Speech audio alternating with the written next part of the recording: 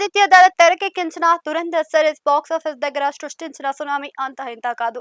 2 పార్ట్లు కలిపి ప్రపంచవ్యాప్తంగా ఏకంగా 3,100 కోట్ల రూపాయలను రాబట్టి సరికొత్త రికార్డును సెట్ చేశాయి.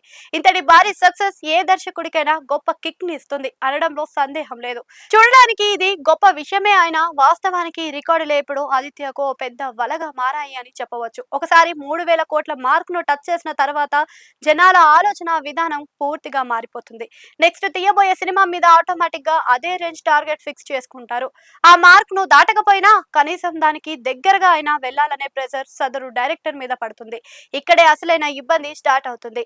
ఆ ఒత్తిడిని తట్టుకొని ఫ్రీగా కథ రాసుకోవడం అనేది మామూలు విషయం కాదు. ఉదాహరణకు ఆదిత్య తన నెక్స్ట్ సినిమా కోసం ఒక మంచి కాన్సెప్ట్ ఎంచుకొని అది బాక్స్ ఆఫీస్ దగ్గర 1,000 కోట్ల రూపాయలు కలెక్ట్ చేసింది. అనుకున్నా కూడా సాధారణంగా 1,000 కోట్లు అంటే ఏ మేకర్ కైనా లైఫ్ టైం డ్రీమ్. కానీ ముందే 3,100 కోట్ల రూపాయలు చూసిన కళ్ళకు ఆ 1,000 కోట్ల రూపాయలు చాలా తక్కువగా కనిపిస్తాయి. సినిమా కమర్షియల్ గా హిట్ అయినా సరే సోషల్ మీడియాలో అండర్ పర్ఫార్మెన్స్ అనే ముద్ర వేసేస్తారు.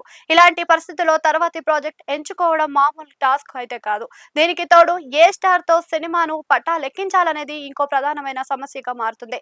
మళ్ళీ అదే స్థాయిలో వందల కోట్లు పెట్టి భారీ యాక్షన్ సినిమా చేయాలా లేక ప్రశాంతంగా వేరే జోనర్ లో ప్రయోగం చేయాలా అన్నది పెద్ద కన్ఫ్యూజన్. ప్రయోగాలు చేస్తే ఖచ్చితంగా కలెక్షన్స్ తగ్గుతాయి. అలాగని మళ్ళీ సేఫ్ గేమ్ ఆడితే రొటీన్ అనే కామెంట్స్ వస్తాయి.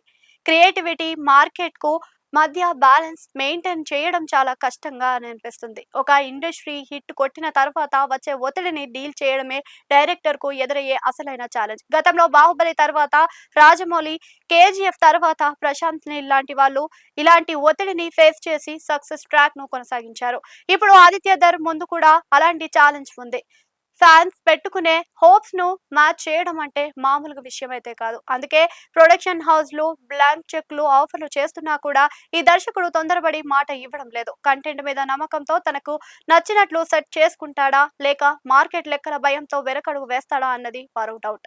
ఏదేమైనా ఆ భారీ రికార్డ్ భారాన్ని మోస్తూ నెక్స్ట్ సినిమాతో థియేటర్లలో ఎలా మెప్పిస్తాడో చూడాలి.